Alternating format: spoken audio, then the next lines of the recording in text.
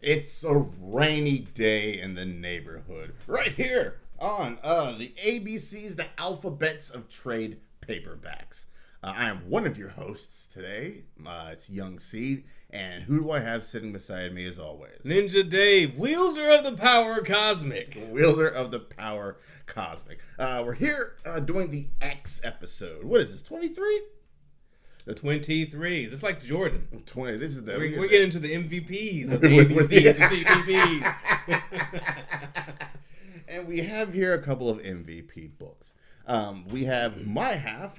We're going back to the world of Valiant with XO Manowar, as well as on the back half we have Dave's Executioner song. Mm-hmm. We're going back to the 90s for that. The way 90s. It's going to be so 90s. So many colors mismatched on one individual person. Cross colors? I Yeah. believe it's like, before we get into it, is there anything comic book related you want to talk about before we dive into this bad boy? Heroes Con is coming up this weekend. If you don't know about it, you've been under a rock. If you have been under all of the rocks and you live in the Charlotte or the surrounding communities, it's the biggest comic book convention in the South. Yeah. Yeah. I'd say even larger than Raleigh Comic Con and those other ones. I've been to those too. Those have been cool, but Heroes Con has it all, man. You hear that? He said Raleigh and those other ones. They don't even get names. They don't get names. That's how big Heroes Con is. Mm-hmm. Now, what are your plans for Heroes Con, sir? Well, definitely, due to my scheduling, some scheduling issues and spending time with a lovely lady in my life, I'm only going to go to the drink and draw on Friday, and then we're going to cosplay on Sunday as Moon Girl and Devil Dinosaur. All right then. I would break out. I would go as the ginger bent Moon Girl and show off my sexy legs, but you guys aren't ready for that. Yeah, I will be there all weekend. I'll be there a little bit of Friday, a little bit of Saturday, and I will be there all day on Sunday. I don't think you're gonna leave the building. You're gonna be like a chud, like camped out under a sewer grate. Unfortunately, I have no choice but to leave as I work those days as well. So that's the official version. But I will be there if I'm not at work. I will be at Heroes Con because I look forward to this every year. I can just hear it now. At Seed's job, the HR is going to be like, we had to submit some kind of requisition form because we detected that there's a life model decoy of Seed doing his work and actually doing a better job than he ever did. So, well, I program my LMDs well. This is quite a quandary. Well, yeah, I program them to do better jobs so I can just come up in the world. They do all the work. All right, fair enough. Yeah, that's how it works. Mm-hmm. Yes, I'll be there all weekend. They will be there Friday. Oh, it'll be my first drink and draw. Oh. Have you been to the drink and draw before? Yeah, they're really fun. You get there, you buy some drinks, tables all around. They provide people with sketch pads and pencils.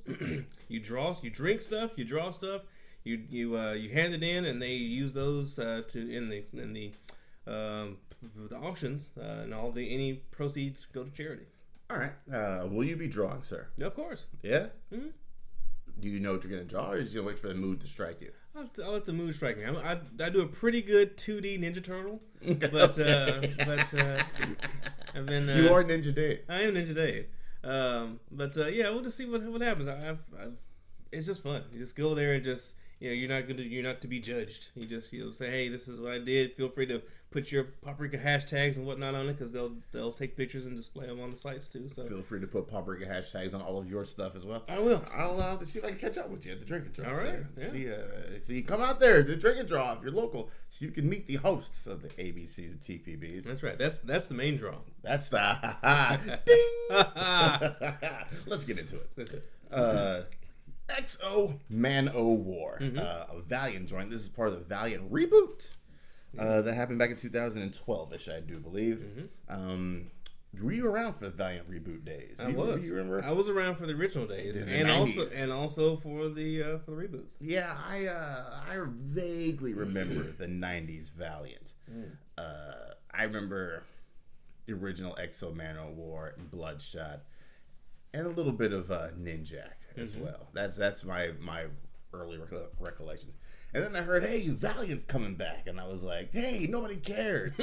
And apparently I was wrong because they've done decently. since they've came back. The Exo Manowar has had at least 3 incarnations. 1 with the original Valiant, 2 with Acclaim when Acclaim bought out Valiant, and then this current version. This one is. Let's look at the creative team we got here. Robert Venditti, Carrie Nord, Stefano Gaudiano. I think it's Stefano. What did I say? Stefano Gaudiano, and a guy named Moose. Moose Bowman. Don't mess with Moose. You'll get the horns. Stop. Robert Venditti being the artist, Carrie's your penciler, Stefano is your anchor, Moose is your colorist, Dave Lanfear is your letterer. And yeah, so pretty much the story of Exo Manowar is a group of people who are fighting off the Romans. Visigoths. Fighting off the Romans. Back in the days. This is back in the day story. They get snatched up by what they think are Romans in a weird, wonky new armor. Right. In a clever disguise. It turns out to be not Romans. It turns out to be some alien-ass aliens. Named the Vine. And they're just, the humans are just their slaves for the most part. They're workhorses.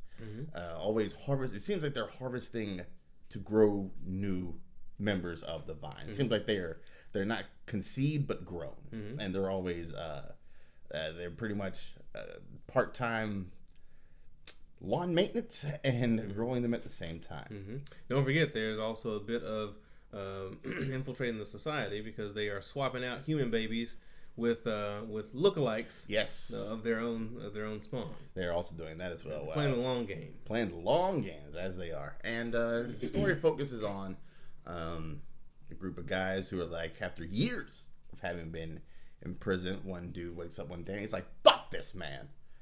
We're breaking about this bitch." And they spend 3 years of imprisonment. 3 years of planning imprisonment. And they finally strike. They strike, and they overtake the man. They overtake this. This is the Nat Turner in space, is what this is. And running alongside all this is there is a holy armor, I guess you could call it. They're looking for the perfect being to bond this armor to, and whatever attempts to bond to this armor meets disastrous results. And of course, all of the Vine commanders and soldiers and what have you, they try it on, and the bravest and the strongest, they are almost instantly killed. Not the way I want to go out. And of course, the leader of this human rebellion, Alaric, I believe. Yes, Alaric. Does he throw it on, or does it come to him?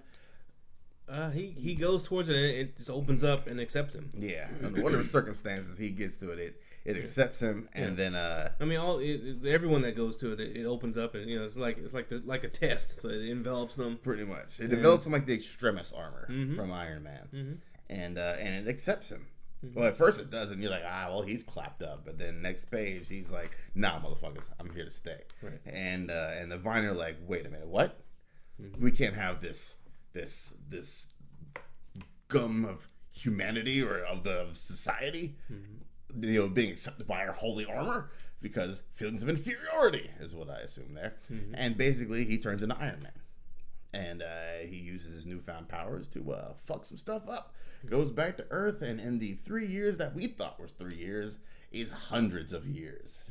And now he's in the present day, and he's ready to fuck some stuff up. And then we get a nice little epilogue. We find out that all those babies over the course of this time they've been implanting have grown into their own little underground civilization, and they are not happy that a human being has deposited himself into the sacred armor. So now the plans are in place. It's messing up their entire plans for invasion. Messing up if it's been hundreds of years, why have they not invaded yet? I think they were using the planet more as a kind of a staging ground and also like a breeding ground as well. But then now there's like, okay, now time is ripe, we're ready for full scale invasion. Yeah. Just lay low for hundreds of years is the plan. And now plans are in motion. We gotta wait until you have a hero to oppose you before you can make your move. Everyone knows that. That's rule number 1 of the villain playbook. That's game 101. It's not fun if it's easy. Just ask the T-1000s. They learned time travel yet? They did? Oh, good. Oh, we get the game started. Initiate Plan X. So, yeah, what did you think about this story, man? It was good. I will tell you, it's almost exactly like the original Valiant comic. I mean, the story is exactly the same. Oh, is it really? Yeah, it's like, Visigoths. They're doing their thing. They're attacking armies. They're snatched up by this alien. I don't think they call them the Vine in the original comic. Snatched up by these aliens. He's on there for what he thinks is just a couple of years. Turns out quite a bit of time has passed. He's having to adjust with this new life. Okay, yeah. So it was like reading the original, but it's a different style of art. Okay. A little cleaner, because like I said, the original stuff was done on the the recycled comic book pages, and it had its own appeal. Yeah. But this new one, it looks crisp, what have you. It looks pretty cool. I have when this came out, I read probably the first 2 or 3 volumes. Mm-hmm. I'll tell you. I mean, I liked it, but it's kind of like I read it before. Yeah. They do change up the story some bit, but not enough to the point where I wanted to keep keep reading it. Okay. Yeah. So it was a go for volume 1, but then eventually down the road, you go after that. Yeah, I kind of burned out and went on to other things. Okay. But it's good. Like if you have no if you've had no exposure to Exo Manowar, this would be a great book to get into. If you've read it before, it's many of the same things.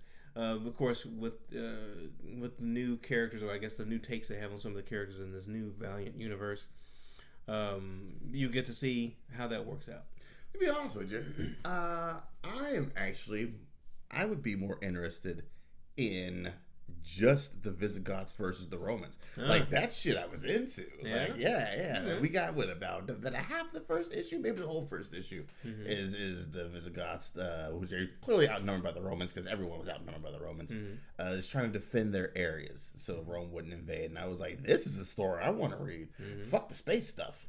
I would much rather old Robert Venditti go back and do his own tale of small conquests against the Roman Empire. What I would recommend for you then is Vinland Saga. The Vinland Saga. Vinland Saga. It's a really good series dealing with, I believe, if I'm not, it's a Nordic tribe, but they are going through some of the same things some same struggles that the Visigoths here were going through. So it's the Vinland Saga is a manga, really good.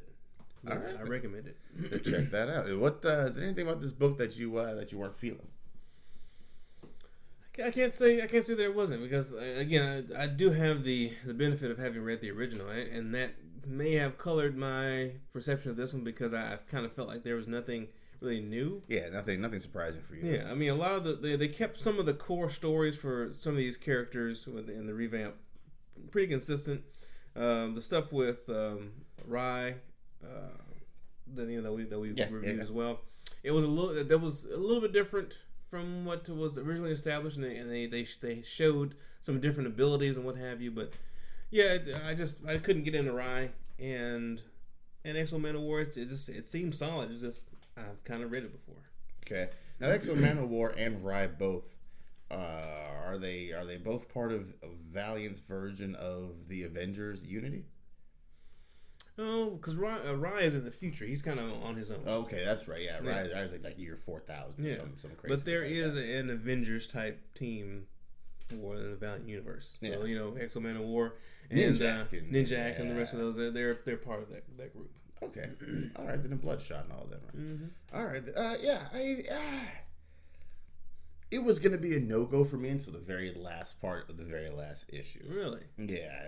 I was wrapping it up, and I was like, I don't know if I'd keep reading this. Mm-hmm. But then you got that whole new subplot about, all right, now it's time for the invasion to start, because he unwittingly has kicked off an invasion that he doesn't know about. Mm-hmm. So I'd be interested in seeing how that invasion goes down. Right. What his role in... Eric, right? Mm-hmm. Alaric. Alaric. Yeah. What Alaric's role in all this is? Does this affect how deep do Valiant crossovers go? Does this invasion affect the rest of the Valiant universe? Yes, I can tell you that's one thing that has really stuck out about the Valiant universe, even more so than Marvel, is that their stories are so interconnected. You can barely go one issue Especially with in the heydays. But you could barely go one issue without seeing other characters from other books in there, and they didn't treat it like a crossover event. It was just, hey, they're in the same universe. If they're gonna cross paths. Yeah, they walked around the corner and boom, they're bumping into this character. So it's a much more naturally realized universe. They don't have as many gimmicks as Marvel would have, as far as bringing characters together. It's a lived-in world. Okay, all right then. I am starting to get some more interest in this Valiant universe. I think I'm Interesting. I think I might. Rye, I found a little bit interesting.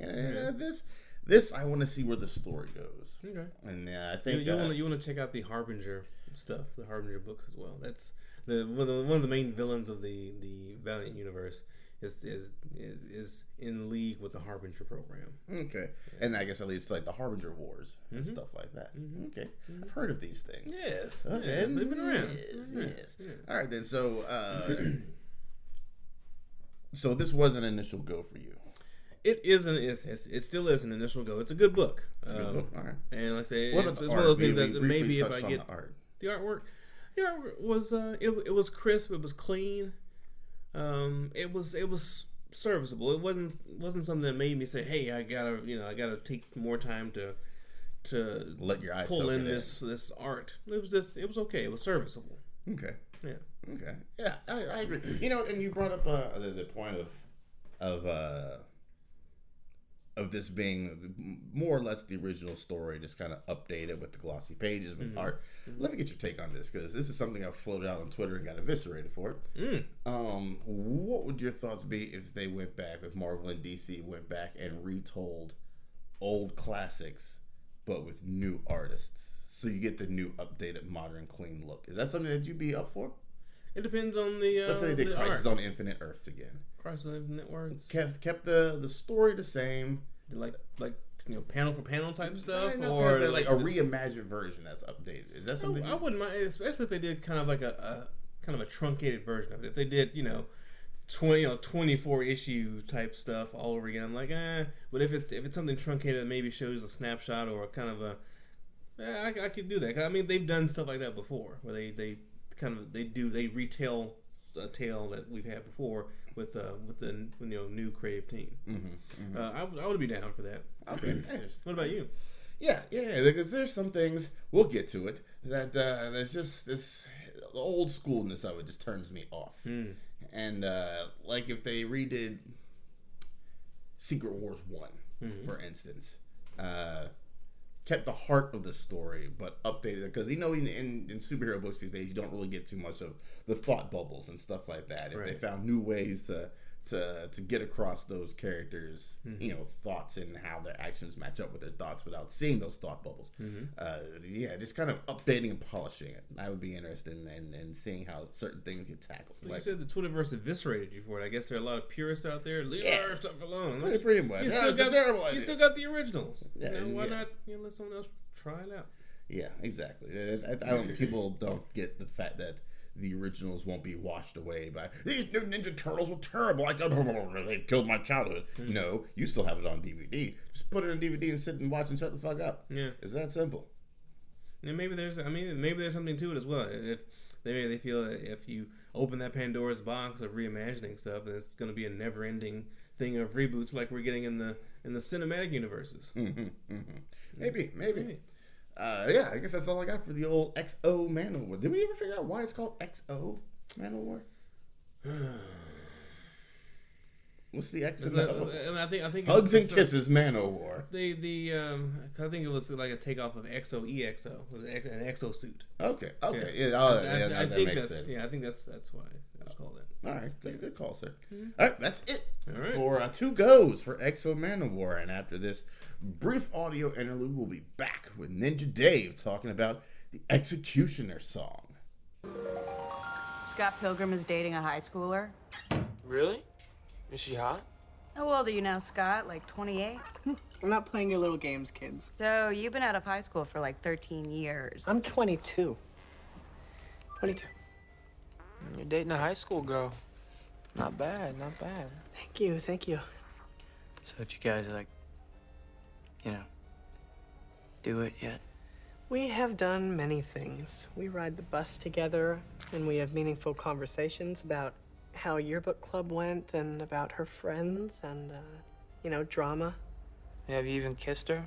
We almost held hands once, but then she got embarrassed. All right, now we're back with the Executioner song. Mm-hmm. All right, this is one of my favorites. One that I actually grew up in the '90s. This is the first crossover series I ever got into. Really? This series, I think it's 12 issues long, and it collects Uncanny X-Men 294 through 297, X Factor 84 through 86, X-Men 14 through 16, X-Force 16 through 18. And they also tacked on Strike File. And all this stuff is a big collaboration written by Scott Lobdell, Peter David, Fabian Nicieza. I'm gonna go with Nicieza on this one. Okay.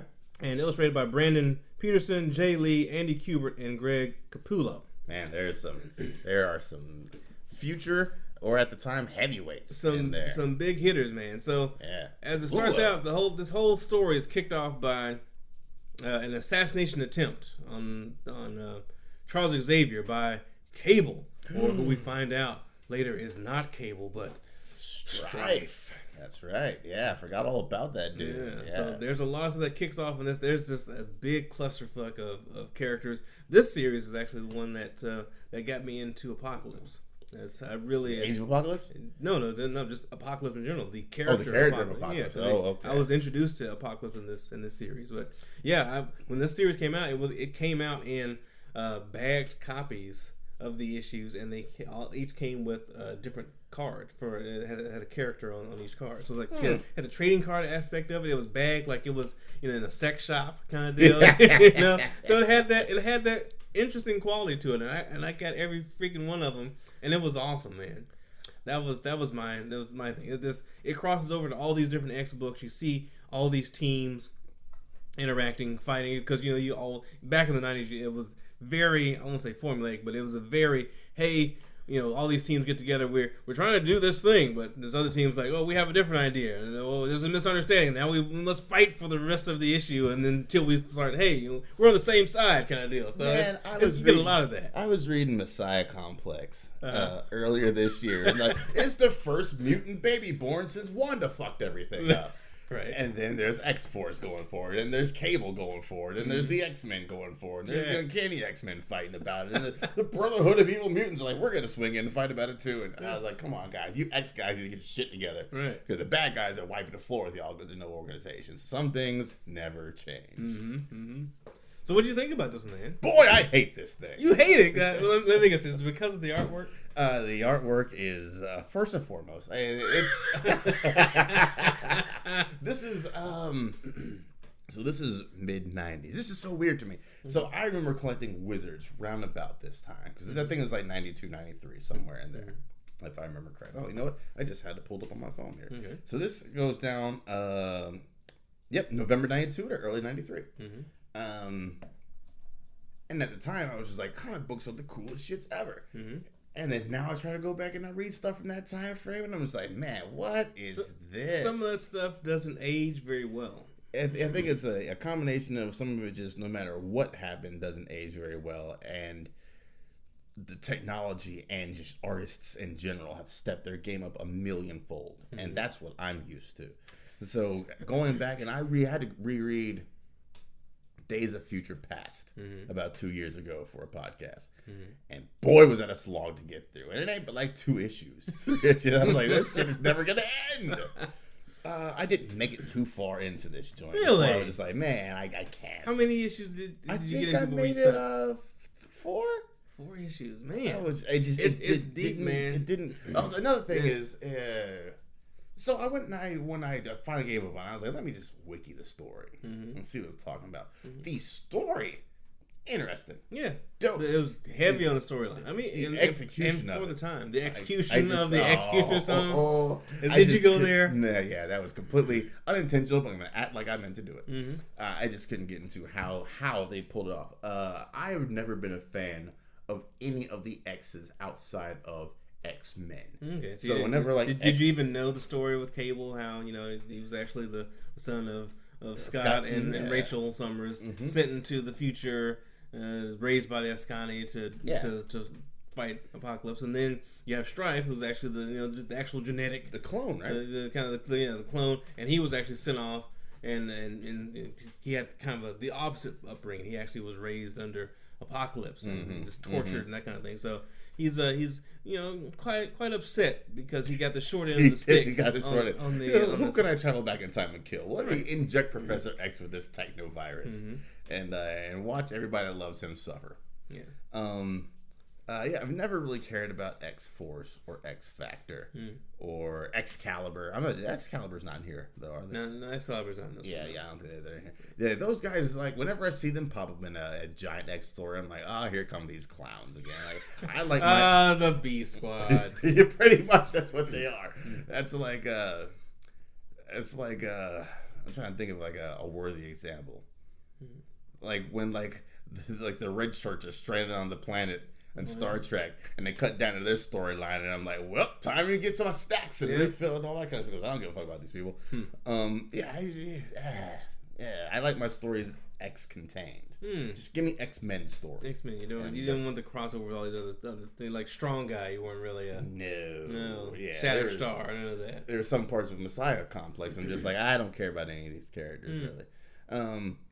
Their pouches and head guards. Oh man, that's 90s. This is 90s. Yeah, the mullets and ponytails just like wisping out into the wind. I was definitely looking for the name Rob Liefeld somewhere in here because look at that. Where's Cable's feet? He certainly did study at the feet of these these titans. He never saw those feet that he studied at. Right. So why is this your favorite? Is this your favorite Big X event? I would say so.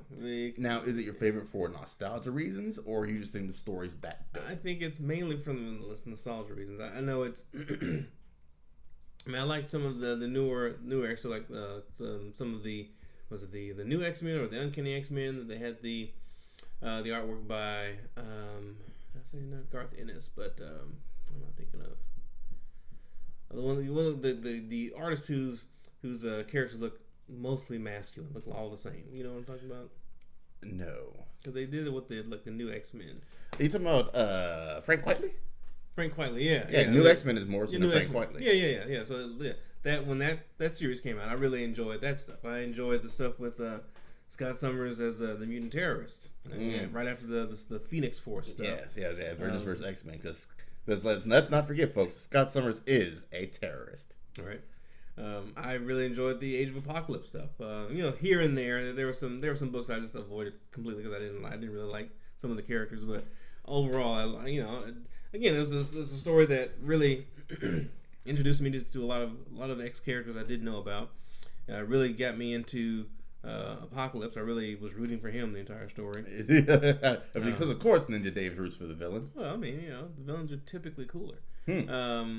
The artwork, it fluctuated from book to book because different artists were handling it. But right. I did like the and I still love the darker style of Jay Lee. He's the one that I really got into when he did his his Inhumans trade. That was really good. He has a great use of darkness. Like he has more ink on the page than available space. Yeah. Jay Lee is at Heroes Con I think the last 2 years he's been there, and every time I walk by his booth, I'm like, I need to check out some of his stuff, and I never do. Yeah, I've gotten him to sign some of my stuff. He's a cool dude. Yeah. Well, maybe I'll pick up some stuff at this Heroes Con. But the story was really the main thing. It's it really is a sibling rivalry at its core, and it just comes down to why wasn't I loved? Why was two people who were ripped from their parents. Yeah. And how they dealt with it. The things that they had to deal with because of their environment. Yeah, because Cable didn't have a loving upbringing by any stretch of the imagination. It was just better than Stripes. It was just better than Stripes. Yeah. So and Stripe he also doesn't have the techno-organic virus infestation that Cable has to fight. Mm-hmm. So he's technically stronger, has more abilities than Cable does. So he feels like he should reclaim his birthright. Now when it comes to X stories. Mm-hmm. Are you the one of the guys that just kind of dips in and out as the decades go by? Depends on it. I'll pop in and say, hey, what's going on here? And I'll see if I can get ingrained in a story. Sometimes they'll hold my interest, sometimes they won't. But this one, it was just because they had so many people. There was so much narrative in this. This is like the Royal Rumble of X books. Yeah. Yeah. This in Age of Apocalypse. I mean, I couldn't stand Avengers versus X-Men. How dare you? Could not stand it. That's the book that brought me back to comics. I couldn't do it. It was too mainstream, too much. It was kind of ridiculous. Now, this book, I'll grant you that it is very ridiculous as well. Everything from them pulling out guns that are twice the size of their torsos. Where'd you keep that gun? Yeah, I mean, did you get to that point where like I think it was Bishop or Cable that pulled out a gun on Wolverine? Yeah, and he was just standing back holding it. It was like, there's no way you're even lifting this fucking thing. It was insane, but it was the 90s, man. Everything, it was brightly colored. It was over the top. That's just how it was. That's just how it was. Look at that, Bishop. Yeah. Oh, Bishop. Yeah. So yeah, I mean, maybe one of these days I'll try to go back and check it out. You need to finish it, man. I know the artwork is from a different era, but I mean, there is stuff to appreciate about it as well. And so many characters that just have this rumble that's going on. It's sweet, man. It's just so sweet. That's 90s X-Men. Yeah. Now, Marvel's Golden Boy. I wouldn't call him Golden Boy.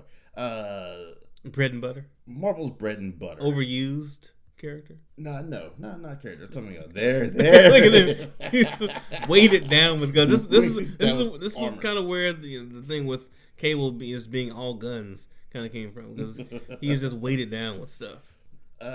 Marvel's pride and joy, Hickman. Mm-hmm. Hickman is coming back to Marvel. Mm-hmm. He's coming back to Marvel to do 2 X titles. Mm-hmm. He's never handled the X-Men before. Mm. Is this something that you would be interested in checking out? Absolutely.